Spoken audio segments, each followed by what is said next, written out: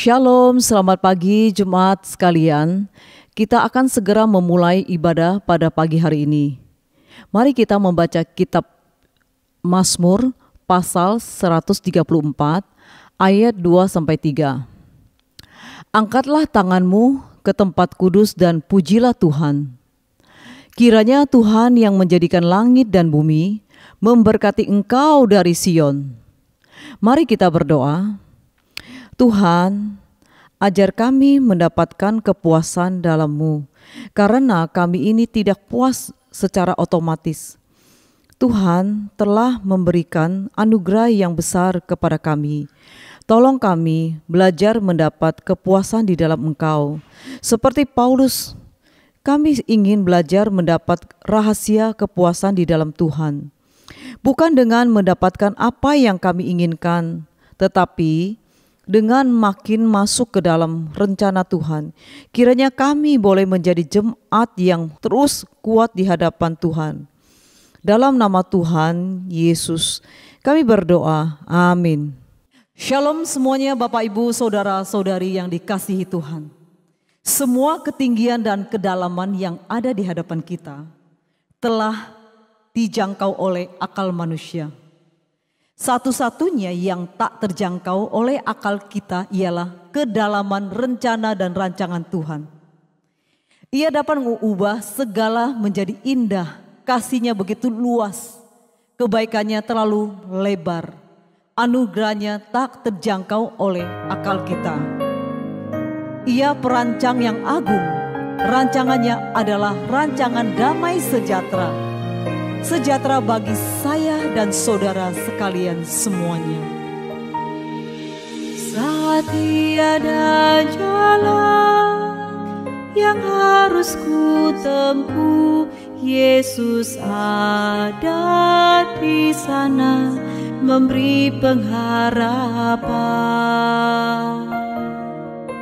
Saat tiada jawaban di dalam hidupku, Kau ada di sampingku dan memberiku jawaban. Tiada yang mustahil bagimu ya Allahku, jalanmu tak terselangi.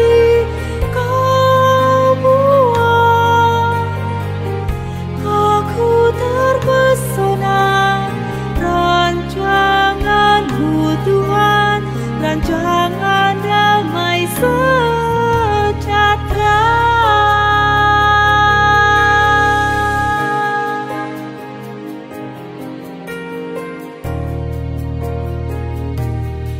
Saat tiada jalan yang harus ku tempuh, Yesus ada di sana memberi pengharapan. Saat tiada jawaban di dalam hidupku, Kau ada di sampingku dan memberiku jawaban.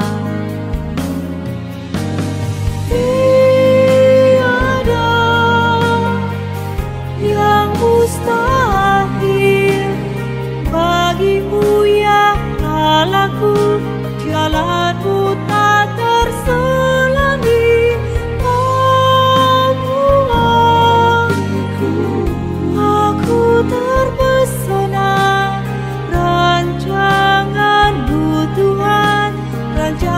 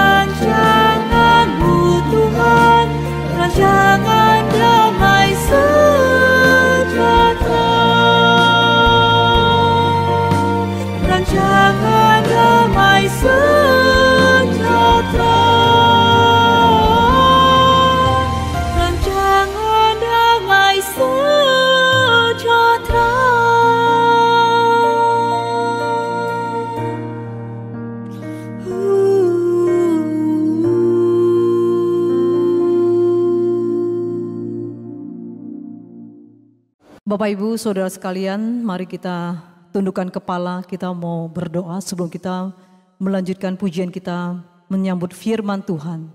Mari kita berdoa. Bapa kami yang di sorga, dikuduskanlah namamu, datanglah kerajaanmu, jadilah kehendak-Mu di bumi seperti di sorga. Berikanlah kami pada hari ini makanan kami yang secukupnya, dan ampunilah kami akan kesalahan kami, seperti kami juga mengampuni orang yang bersalah kepada kami. Dan jangan bawa kami ke dalam pencobaan, tetapi lepaskanlah kami daripada jahat, karena Engkau yang punya kerajaan dan kuasa dan kemuliaan sampai selama-lamanya. Amin. Mari kita membaca pengakuan iman rasuli. Aku percaya kepada Allah, Bapa yang Maha Kuasa, Kalib langit dan bumi, dan kepada Yesus Kristus anaknya yang tunggal, Tuhan kita, yang dikandung dari Roh Kudus, lahir dari anak darah Maria, yang menderita sengsara di bawah pemerintahan Pontius Pilatus, disalibkan, mati dan dikuburkan, turun ke dalam kerajaan maut. Pada hari yang ketiga, bangkit pula dari antara orang mati. Naik ke surga, duduk di sebelah kanan Allah, Bapa yang Maha Kuasa, dan dari sana ia akan datang untuk menghakimi orang yang hidup dan yang mati. Aku percaya kepada Roh Kudus, gereja yang kudus dan persekutuan orang kudus, pengampunan dosa, kebangkitan tubuh, dan hidup yang kekal. Amin.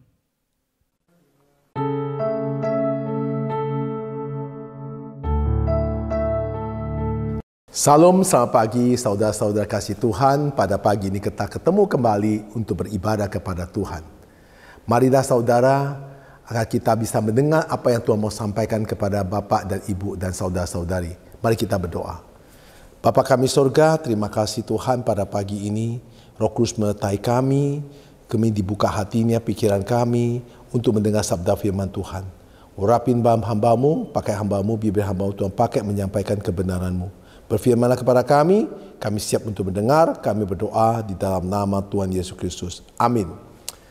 Bapak Ibu yang dikasihi Tuhan dan saudara-saudara dikasihi Tuhan, pada pagi ini tema kita khotbah Bapak yang baik. Nah, saudara bisa bayangkan Bapak yang baik. Bagaimana saudara untuk menjimak seorang Bapak yang baik? Mari kita bersama-sama baca firman Tuhan di Lukas pasal 15 ayat 11 sampai 32 tentang tema perumpama anak yang hilang. Saudara-saudara kasih Tuhan, di ayat 11 Yesus berkata lagi, ada seorang mempunyai 2 anak laki-laki. Ayat 12, kata yang bungsu kepada ayahnya, Bapa, berikanlah kepadaku bagian harta milik kita yang menjadi hakku. Lalu ayahnya membagi-bagikan harta kekayaan itu di antara mereka. Ayat 13, beberapa hari kemudian anak si bungsu itu menjual seluruh bagiannya itu lalu pergi ke luar negeri yang jauh.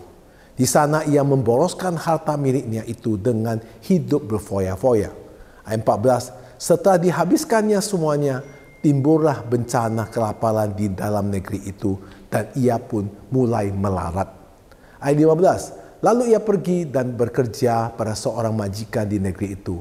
Orang itu menyuruhnya ke ladang untuk menjaga babinya. Ayat 16, lalu ia ingin mengisi perutnya dengan ampas yang menjadi makanan babi itu. Tetapi tidak seorang pun yang memberikan kepadanya. Ayat 17, lalu ia menyadari keadaannya. Katanya, betapa banyaknya orang upahan Bapakku yang berlimpah-limpah makanannya. Tetapi aku di sini mati kelaparan. Ayat 18, aku akan bangkit dan pergi kepada Bapakku dan berkata kepadanya, Bapa, aku telah berdosa terhadap surga dan terhadap Bapa. Ayat 19, aku tidak layak lagi disebut anak Bapa. Jadikanlah aku sebagai salah seorang upahan Bapa. Ayat 20, maka bangkitlah ia dan pergi kepada bapaknya. Ketika ia masih jauh, ayahnya telah melihatnya. Lalu tergeraklah hatinya oleh belas kasihan. Ayahnya itu berlari mendapatkan dia, lalu melangkul dan mencium dia. Ayat 21, kata anak itu kepada bapaknya, Bapa, aku telah berdosa terhadap surga dan terhadap Bapa. Aku tidak layak lagi disebut anak Bapa. Ayat 22, tetapi ayah itu berkata kepada hamba-hambanya, lekaslah, bawa kemari jubah yang terbaik. Pakaikanlah itu kepadanya dan kenakanlah cincin pada jarinya dan sepatu pada kakinya. ayat 23, dan ambillah anak lembu tambunan itu, sembelilah dia dan mari kita makan dan bersukacita. Ayat 24, sebab anakku ini telah mati dan menjadi hidup kembali. Ia telah hilang dan didapat kembali, maka mulailah mereka bersukaria. Ayat 25, tetapi anaknya yang sulung berada di ladang, dan ketika ia pulang dan dekat ke rumah, ia mendengar bunyi suringan dan nyanyian tari-tarian. Ayat 26, lalu ia memanggil salah seorang hamba dan bertanya kepadanya, apa artinya semua itu? Ayat 27, jawab hamba itu, adikmu telah kembali dan ayahmu telah menyembelih anak lembu tambun, karena ia mendapatnya kembali dengan sehat. Ayat 28, maka marahlah anak sulung itu dan ia tidak mau masuk. Lalu ayahnya keluar dan berbicara dengan dia. Ayat 29, tetapi ia menjawab ayahnya, katanya, telah bertahun-tahun aku melayani Bapa dan belum pernah aku melanggar perintah Bapa. Tetapi kepadaku belum pernah Bapa memberikan seekor anak kambing untuk bersukacita dengan sahabat-sahabatku. Ayat 30, tetapi baru saja datang anak Bapa yang telah memboroskan harta kekayaan Bapa bersama-sama dengan peracur-peracur. Maka Bapa menyembelih anak lembu tambun itu untuk dia. Ayat 31, kata ayahnya kepadanya, anakku, engkau selalu bersama-sama dengan aku, dan segala kepunyaanku adalah kepunyaanmu. Ayat 32, kita patut bersukacita dan bergembira karena adikmu telah mati dan menjadi hidup kembali. Ia telah hilang dan didapat kembali. Saudara-saudara kasih Tuhan, hari ini kita akan merenungkan tentang kasih Allah sebagai Bapa yang baik. Banyak orang memiliki pandangan yang berbeda tentang soal ayah. Ada yang tumbuh dengan ayah yang penuh dengan kasih sayang. Ada juga mungkin memiliki pengalaman yang kurang baik dari seseorang ayah. Saudara-saudara, mungkin saudara sebagai anak yang pernah mengalami ayah yang begitu baik. Mungkin di sini saudara juga ada mengalami ayah yang begitu kurang baik kepada saudara. Dalam Alkitab kita melihat bahwa Allah adalah Bapa yang sempurna, yang mengasihi kita tanpa syarat. Saudara kasih Tuhan, di mana pada Bapa yang selalu menerima kita, apapun kondisi kita, apapun keadaan kita, apapun dosa kita, apapun perbuatan kita, apapun ketidakbaik kita, Bapa selalu menerima kita asal kita mau datang kepada Bapa. Nah, saudara kasih Tuhan, dalam perumpamaan anak yang hilang, anak bungsu meninggalkan rumah dan hidup dalam dosa. Namun saat ia menyadari kesalahannya dan kembali, ayahnya berlari menjemputnya, memeluknya, menerima dengan penuh kasih. Saudara dan saudari yang kasih Tuhan, ini menunjukkan bahwa Allah selalu membuka tangannya untuk menerima kita. Tidak peduli seberapa jauh kita menyimpang, tidak peduli seberapa jauh dosa kita, tidak peduli seberapa jahat kita. Allah selalu membuka tangan untuk menerima kita kembali. Asal kita mau kembali kepada Dia dan mau bertobat. Dunia mungkin menghakimi dan menolak saudara, tetapi kasih Allah Bapa di surga tak pernah berubah untuk mengasihi saudara. Saudara-saudara kasih Tuhan, Bapa yang mengampuni saudara-saudari tanpa syarat. Allah bukan hanya mengampuni tetapi memulihkan kita karena semakin sayangnya Dia kepada kita. Tanpa batas Dia sayang kita. Kadang-kadang kita merasa tidak layak di hadapan Tuhan karena dosa kita. Tetapi ingat, kasih Allah Bapa lebih besar dari kesalahan kita. Saudara-saudara kasih Tuhan, karena Bapa ingin hubungan dekat dengan kita. Bapa dalam perumpamaan ini juga berbicara tentang anak sulung yang merasa iri dan tidak memahami kasih ayahnya. Ini mengingatkan kita bahwa Allah ingin kita dekat dengan Dia. Bukan hanya sekedar menjadi hamba yang taat tanpa hubungan yang intim dengannya. Dia ingin kita merasa hadiratnya. Dia ingin kita merasa sentuhannya. Bukan hanya menjaga aturan-aturan liturgi ibadah tanpa sukacita. Saudara-saudara kasih Tuhan, Tuhan begitu ingin kita dalam kehidupannya. Tuhan begitu ingin kita selalu bersamanya, selalu dalam lingkungannya. Saya menjadi seorang bapa dan saya mempunyai anak. Bagaimana hubungan saya dengan anak saya? Dan saya juga sebagai seorang pendeta, ketika saya menjadi gembala di sebuah gereja, saya juga sebagai gembala untuk mendidik kepada jemaat-jemaat saya. Saya juga sebagai bapa untuk anak-anak Tuhan. Nah saudara, bagaimana saya berlaku sebagai bapa? Tentu ada orang yang menyukai, ada orang yang tidak menyukai. Tapi saya harus belajar untuk menerima konsekuensi apapun jemaat, anak rohani, ataupun anak saya yang mereka inginkan tidak sesuai dengan apa yang mereka harapkan. Tentu ada yang kecewa, ada yang merasa penuh kasih sayang dengan saya, ada merasa juga tidak. Tetapi saya sebagai bapak selalu membuka tangan saya. Bagi mereka yang mau balik, saya selalu meluk mereka. Apapun kondisinya, apapun keadaannya. Karena seorang bapak harus berhati yang baik. Seperti Yesus yang selalu membuka kedua tangannya untuk menerima kondisi kita. Tanpa pamrih. Saudara, hanya dialah satu-satunya yang menerima kita. Dunia mungkin tidak menerima kita, tapi dia menerima kita. Apapun kondisi kita, apapun keadaan kita, apapun situasi kita. Asal kita mau datang kepada dia. Walaupun kita sudah banyak buat salah kepada Tuhan, buat salah kepada bapak kita di rumah, buat salah kepada hamba Tuhan. Tapi saudara harus balik kepada Tuhan. Saudara harus balik kepada orang tua saudara. Saudara balik kepada gereja. Tanpa saudara berkata minta maaf pun, Tuhan mengampuni saudara. Tanpa saudara mengatakan minta maaf pun, Pak bapak saudara di rumah juga mengampuni saudara. Tanpa saudara minta maaf pun, pendeta pun mengampuni saudara. Itulah kasih seorang bapak. Figur seorang bapak sangat penting di dalam rumah tangga. Figur seorang bapak sangat penting di dalam suatu gereja. Figur seorang bapak sangat penting di satu perusahaan. Sehingga anak-anaknya merasa nyaman. Anak-anak merasa kuat. Seorang bapak tidak boleh menghakimi. Tapi seorang bapak selalu mengajak anaknya untuk hidup benar di hadapan Tuhan. Nah saudara-saudara kasih Tuhan. Tuhan Yesus sendiri berkata. Di Matius 7 ayat 9 sampai 11. Ayat 9. Ada seorang daripadamu yang memberikan batu kepada anaknya jika ia meminta roti.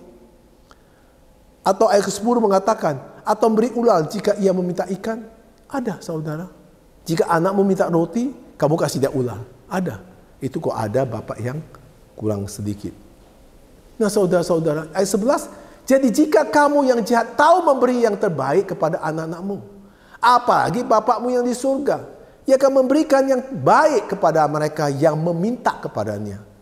Saudara-saudara dikasih Tuhan. Firman Tuhan di atas ini berbicara tentang hal pengabulan doa. Di mana Tuhan Yesus sendiri mengajar bahwa Bapa di surga selalu tahu jelitan hati kita. Bapa di surga tahu pergumulan kita. Bapa di surga tahu apa yang kita alami.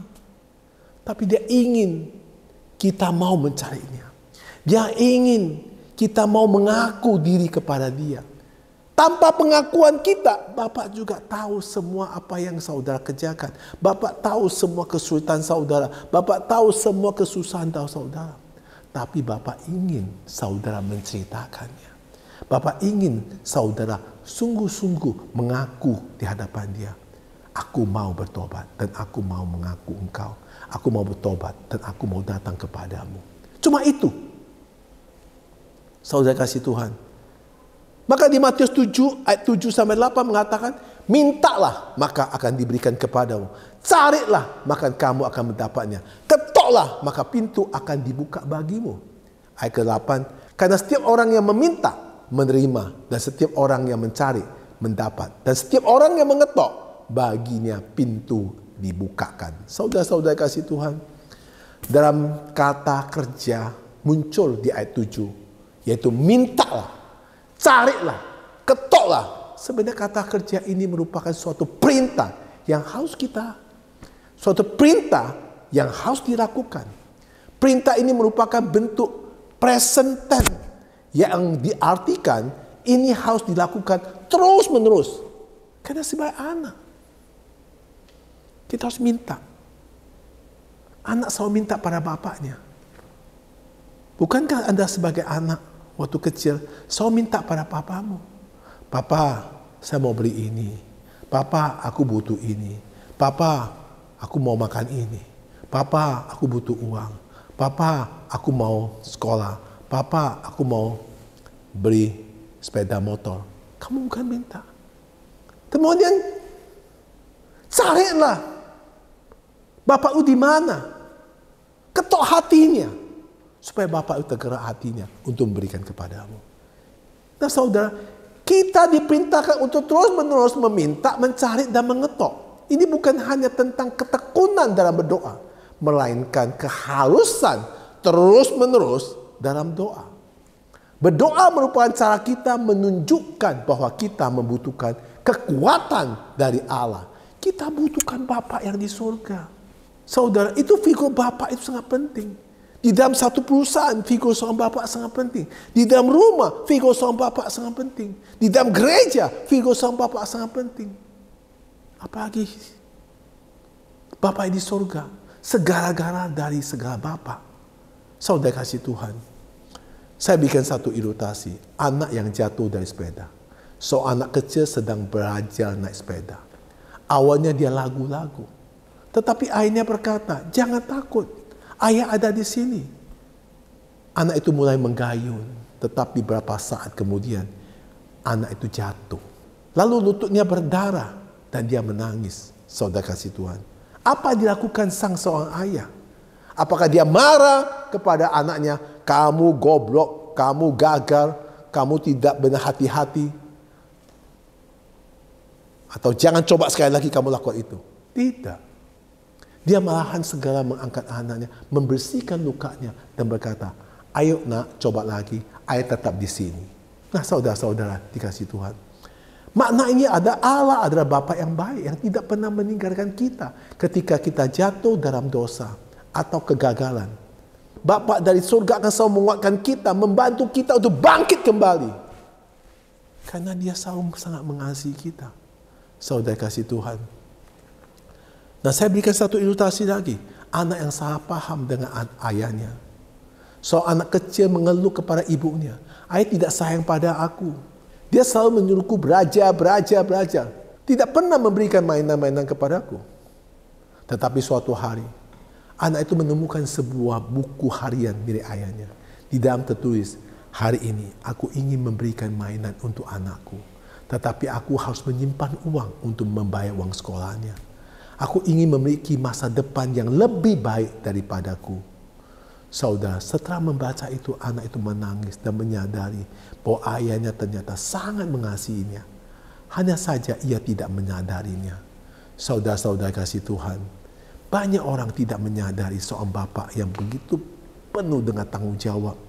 Dia harus kerja keras untuk menanggung semua rumah tangga dan juga biaya kehidupan dan anak-anak sekolah dan juga masa depan anaknya.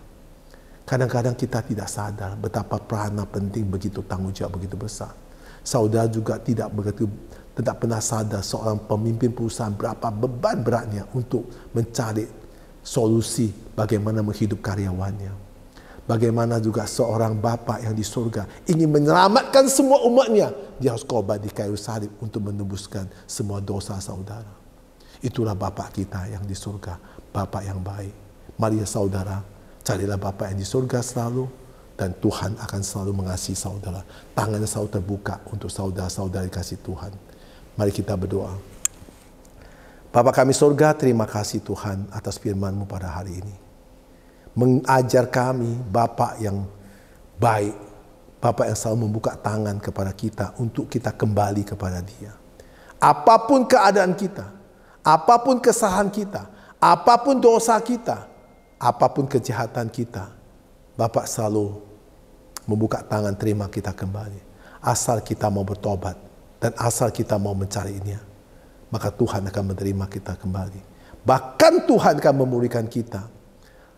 Marilah kita sungguh-sungguh bertobat dan mencari Tuhan Yesus Kristus sebagai Juru Selamat. Kami berdoa dalam nama Tuhan Yesus Kristus. Amin. Saudara kasih Tuhan, Bapa yang baik selalu membuka tangannya berdua untuk menerima kita kembali. Bapa yang baik selalu penuh dengan kasih sayang kepada kita. Dan Bapa yang baik selalu dia mau terima kita apapun kondisi kita. Marilah saudara-saudara hari kasih Tuhan pada hari ini. Apapun kondisi saudara, jangan merasa berdosa, jangan merasa guilty, jangan merasa bahwa saudara itu orang berdosa, tidak layak di hadapan Tuhan. Jangan. Tuhan Yesus yang penuh kasih sayang. Tuhan Yesus yang mengasihi saudara tanpa syarat, tanpa batas. Kapan aja saudara mau kembali, tangannya selalu terbuka untuk saudara. Marilah kita kembali kepada Tuhan Yesus. Karena dialah ingin menyelamatkan saudara, ingin bawa saudara hidup kekal selama-lamanya. Tuhan Yesus memberkati.